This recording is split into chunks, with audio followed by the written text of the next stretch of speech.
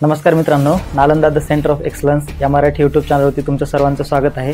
या व्हिडिओमध्ये आपण जे 10वीचा बोर्डचा पेपर आहे इंग्लिशचा, तर त्या संदर्भामध्ये त्याचा सिलेबस काय आहे आणि त्याच्यामध्ये कोणत्या कोणत्या पद्धतीने टॉपिकवरती प्रश्न विचारले जातात आणि दुसरी गोष्ट एकूण किती टॉपिक आणि किती पोएम आहेत, त्यानंतर त्याच्यामध्ये पोएमला किती वेटेज आहे आणि लेसन्सला किती वेटेज आहे, तर या सर्वांची इन्फॉर्मेशन माहिती आपण या व्हिडिओमध्ये घेणार आहे।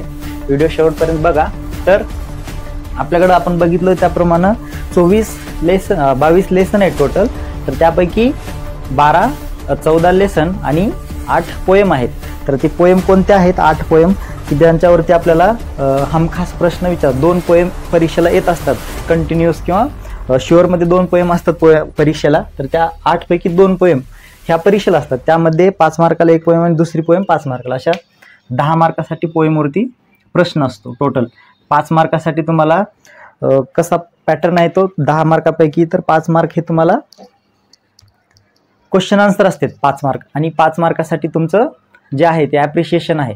तर ते ॲप्रिशिएशन कसं लिहायचं किंवा क्वेश्चन आन्सर कसे सॉल्व्ह करायचे पोएमवरती, तर तेही आपण येणाऱ्या काही व्हिडिओमध्ये बघणार आहे। तर हा व्हिडिओ तर स्पेशली तर सिलेबसवरती आहे। तर बघा 8 पोएम आहेत, तर पोएम कोणते?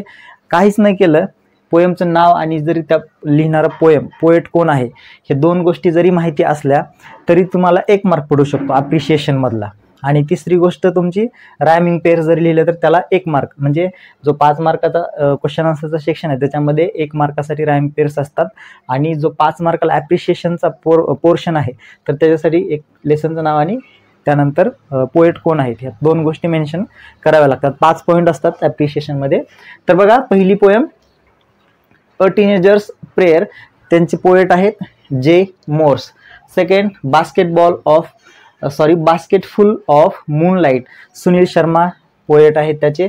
त्यानंतर you start dying slowly, Pablo Neruda poet आहेत। त्यानंतर हेनरी सॅमब्रुक ले यांनी द ट्विन्स ही पोएम लिहिली आहे, हेनरी सॅमब्रुक ले। त्यानंतर रुडयार्ड किपलिंगची इफ। नेक्स्ट आहे stopping by woods on a snowy evening, ते रॉबर्ट फ्रॉस्टनी stopping by woods on snow evening ही पोएम लिहिली आहे। त्यानंतर the world is mine, Joy Lovelett Crawford ह्या पोएटनी ते द वर्ल्ड इज माइन ही पोएम लिहिली आहे। त्यानंतर O captain my captain, Walt विटमॅनची एकदम सुंदर अशी पोएम आहे, जी आपल्या लीडरला उद्देशून त्यांनी लिहिलेली आहे। तर वॉल्ट विटमॅन हे त्यांचं नाव आहे, त्यांनी ओ captain my captain he poem लिहिली। हे 8 पोएम आहेत, तर 8 पैकी 2 पोएम तुम्हाला परीक्षेला येत असतात। त्याचं वेटेज कसं आहे बघा, पोएम जे आहेत या 8 पोएम, तर ते 10 मार्कासाठी पोएम असतात। त्याचं सेक्शनमध्ये 2 केलेले आहे, एक आहे ॲप्रिशिएशन आणि दुसरं आहे क्वेश्चन अँड आन्सर।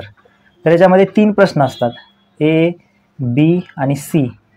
ए झाला 2 मार्क, बी 2 मार्क आणि सी हा जो आहे तर तो 1 मार्काला आहे। आणि सी हा प्रश्न परमनंट आहे, म्हणजे त्या ठिकाणी एकच क्वेश्चन असतो की तो रायमिंग पेअर्स। आतापर्यंत जे क्वेश्चन्स आलेले आहेत परीक्षेला तर त्याच्यामध्ये रायमिंग पेअर्स हा प्रश्न सी मध्ये विचारला आहे पहिल्या भागामध्ये। आणि पोएम जी दुसरी पोएम असते, म्हणजे 2 पोएम, एका पोएमवरती क्वेश्चन आन्सर आहे, दुसऱ्या पोएमवरती ॲप्रिशिएशन विचारलं, तर हे 5 मार्क आणि हे 5 मार्क। ए 2 मार्काला, बी 2 मार्काला आणि सी 1 मार्काला, म्हणजे हे 5 मार्क झाले। आणि ॲप्रिशिएशनचे 5 मार्क। ॲप्रिशिएशनमध्ये पॉईंट आहेत, तर त्या पॉईंट कोणते कोणते आहेत? तर पहिलं तुम्हाला टायटल लिहायचं आहे, टायटलला अर्धा मार्क आहे। त्याच्यानंतर ती पोएट कोण आहेत, हे टायटल म्हणजे हे लेसनचं नाव, पोएमचं नाव, आणि पोएट म्हणजे ज्यांनी कविता लिहिलेली आहे त्यांची, ह्याला अर्धा मार्क आणि ह्याला मार्क झाले। 1 मार्क इथे 8 पैकी 8 पोएमचं नुसतं नाव आणि पोएटचं नाव जरी माहिती असलं तरी 1 मार्क तुम्हाला तिथं भेटत असतो। त्यानंतर आहे रायमिंग स्कीम। पोएममध्ये रायम स्कीम काय आहे का फ्री वर्स आहे ती पोएम, रायम स्कीम असेल तर ते लिहायचं, नसेल तर फ्री वर्स असं टाकायचं। त्यानंतर आहे फिगर ऑफ स्पीचला 1 मार्क। त्यानंतर अर्धा मार्क टायटल, अर्धा मार्क पोएट, 1 झाला काय त्याचं रायमिंग स्कीमला 1 मार्क, 2 झाले, फिगर ऑफ स्पीचला 1 मार्क, 3 झाले मार्क। आता 2 मार्क उरले, तर ते जे 2 मार्क आहेत तर त्याची पोएमची जी थीम आहे ना, थीम किंवा जे सेंट्रल आयडिया आहे, पोएमची जी सेंट्रल आयडिया आहे, तर त्या सेंट्रल आयडियावरती तुम्हाला 2 मार्क आहेत। म्हणजे अत्यंत इम्पॉर्टंट हा थीमचं पोर्शन आहे, म्हणजे 2 मार्क याला आहेत. बाकीचे 1, 2 आणि फिगर ऑफ स्पीच सोपं आहे. प्रत्येक पोएममध्ये एक कॉमन फिगर ऑफ स्पीच असते, ते मी तुम्हाला सांगतो.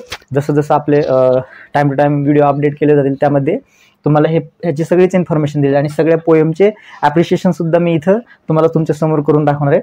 त्यानंतर लास्ट पोर्शन आहे central idea of the poem. What is the central idea of what is the theme of poem, ह्याचं सुद्धा तुम्हाला लिहायचं. त्याला 2 मार्क आहेत. म्हणजे अशा पद्धतीने तुम्हाला हे 8 पोएम 10 मार्काला आहेत हे ना. आतापर्यंत 2020-21 पासून किंवा 22 पासून जे क्वेश्चन पेपर बघितला तर 2 परीक्षेमध्ये तुम्हाला 2 पोएम असतात. आतापर्यंत ज्या पोएम आलेल्या आहेत त्यांना टिक करा, त्यांना जास्त फोकस करा. ज्या पोएम आलेल्या आहेत त्यांचा चांगल्या पद्धतीने अभ्यास करा, म्हणजे तुम्हाला तुमच्या हातचे 10 मार्क जाणार नाहीत. हे 2 क्वेश्चन सोपे असतात. एकदा फिलिंग द ब्लँक्स असतील किंवा ट्रू फॉल्स असतील किंवा अजून वेगळ्या पद्धतीचे प्रश्न असतील पोएमच्या मधले आतले अंडरस्टँडिंग लेवलवरती, तर ते तुम्हाला सॉल्व्ह करायचे अगदी छान पद्धतीनं. व्हिडिओ शेवटपर्यंत बघितला त्याबद्दल धन्यवाद. व्हिडिओ आपल्या मित्रांना शेअर करा. चॅनलवर जर पहिल्यांदा असाल तर सबस्क्राईब करा. Nalanda the centre of excellence तुमच्याच साठी असणार आहे सगळे व्हिडिओ. धन्यवाद.